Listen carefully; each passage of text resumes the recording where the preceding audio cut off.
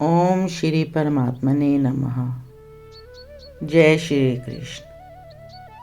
श्रीमद् भगवद गीता चतुर्दशो अध्याय गुणत्रय विभाग योग।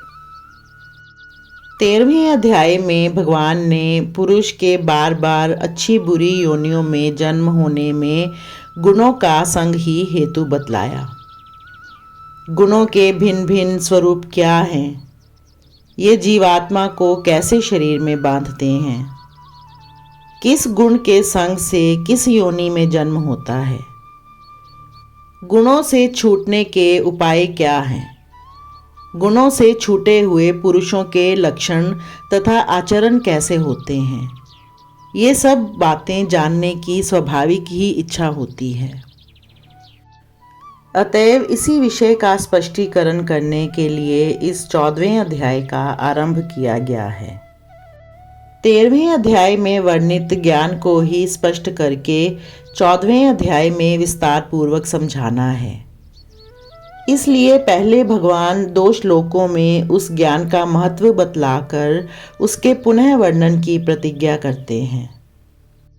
श्री भगवान बोले, ज्ञानों में भी अति उत्तम उस परम ज्ञान को मैं फिर कहूँगा, जिसको जानकर सब मुनिजन इस संसार से मुक्त होकर परम सिद्धि को प्राप्त हो गए हैं।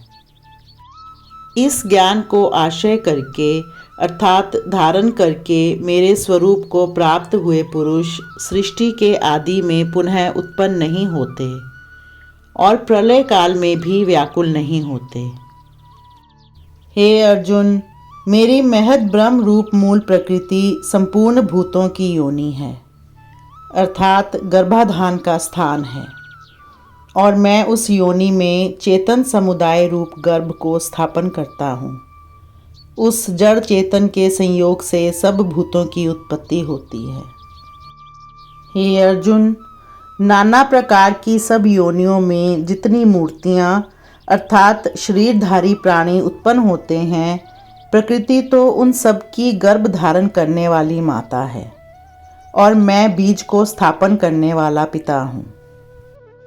हे अर्जुन, सत्वगुण, रजोगुण और तमोगुण, ये प्रकृति से उत्पन्न तीनों गुण अविनाशी जीवात्मा को शरीर से बांधते हैं। हे निष्पाप, उन तीनों गुणों में सत्वगुण तो निर्मल होने के कारण प्रकाश करने वाला और विकार रहित है।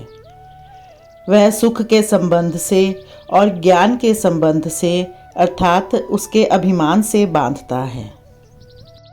हे अर्जुन, राग रूप रजोगुण को कामना और आसक्ति से उत्पन्न जान। वह इस जीवात्मा को कर्मों के और उनके फल के संबंध से बांधता है। हे अर्जुन, सब देहाभिमानियों को मोहित करने वाले तमोगुण को तो अज्ञान से उत्पन्न जान। वह इस जीवात्मा को प्रमाद, आलस्य और निद्रा के द्वारा बांधता है। हे अर्जुन, सत्वगुण सुख में लगाता है और रजोगुण कर्म में, तथा तमोगुण तो ज्ञान को ढककर प्रमाद में भी लगाता है। रजोगुण और तमोगुण को दबाकर सत्वगुण, सत्वगुण और तमोगुण को दबाकर रजोगुण, वैसे ही सत्वगुण और रजोगुण को दबाकर तमोगुण होता है, अर्थात बढ़ता है। जिस समय इस देह में तथा अंतःकरण और इंद्रियों में चेतनता और विवेक शक्ति उत्पन्न होती है, उस समय ऐसा जानना चाहिए कि सत्वगुण बड़ा है।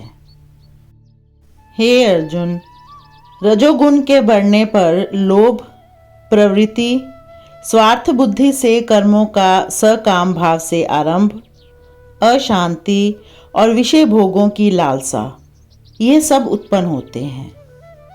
हे अर्जुन, तमोगुण के बढ़ने पर अंतःकरण और इंद्रियों में अप्रकाश, कर्तव्य कर्मों में अप्रवृत्ति और प्रमाद अर्थात व्यर्थ चेष्टा और निद्रा आदि अंतःकरण की मोहिनी वृत्तियाँ, ये सब ही उत्पन्न होते हैं।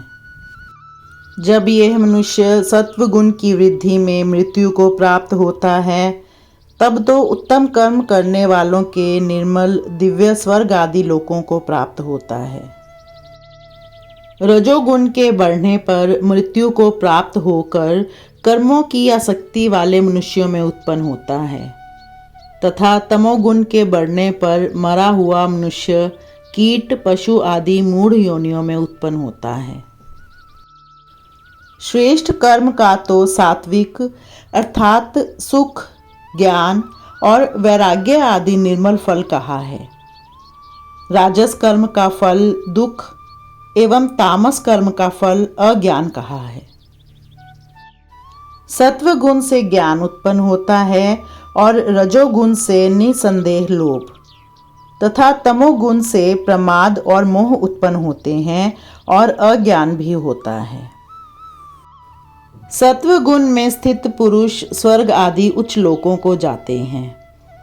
रजोगुण में स्थित राजस पुरुष मध्य में अर्थात मनुष्य लोक में ही रहते हैं और तमोगुण के कार्य रूप निद्रा, प्रमाद और आलस्य आदि में स्थित तामस पुरुष अधोगति को अर्थात कीट पशु आदि नीच योनियों को तथा नरकों को प्राप्त होते हैं।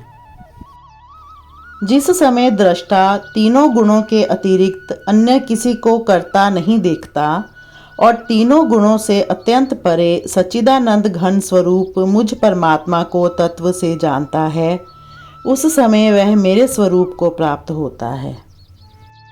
ये पुरुष शरीर की उत्पत्ति के कारण रूप इन तीनों गुणों को उल्लंघन करके जन्म, मृत्यु, वृद्धावस्था और सब प्रकार के दुखों से मुक्त हुआ परमानंद को प्राप्त होता है।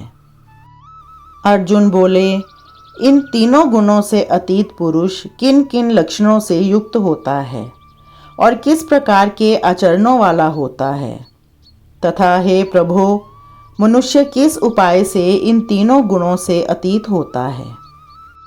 श्री भगवान बोले, हे अर्जुन, जो पुरुष सत्वगुण के कार्य रूप प्रकाश को और रजोगुण के कार्य रूप प्रवृत्ति को तथा तमोगुण के कार्य रूप मोह को भी ना तो प्रवृत्त होने पर उनसे द्वेष करता है और ना निवृत्त होने पर उनकी आकांक्षा करता है, जो साक्षी के सदृश स्थित हुआ गुणों के द्वारा विचलित नहीं किया जा सकता और गुण ही गुणों में बरतते हैं, ऐसा समझता हुआ जो सच्चिदानंद घन परमात्मा में एक ही भाव से स्थित रहता है एवं उस स्थिति से कभी विचलित नहीं होता, जो निरंतर आत्मभाव में स्थित दुख सुख को समान समझने वाला, मिट्टी, पत्थर और स्वर्ण में समान भाव वाला, ज्ञानी, प्रिय तथा अप्रिय को एक सा मानने वाला और अपनी निंदा स्तुति में भी समान भाव वाला है, जो मान और अपमान में सम है, मित्र और वैरी के पक्ष में भी सम है एवं संपूर्ण आरंभों में कर्तापन के अभिमान से रहित है, वह पुरुष गुणातीत कहा जाता है। जो पुरुष अव्यभिचारी भक्ति योग के द्वारा मुझको निरंतर भजता है, वह भी इन तीनों गुणों को भली भांति लांघ कर सच्चिदानंद घन ब्रह्म को प्राप्त होने के लिए योग्य बन जाता है, क्योंकि उस अविनाशी पर ब्रह्म का और अमृत का तथा नित्य धर्म का और अखंड एक रस आनंद का आश्रय मैं हूँ।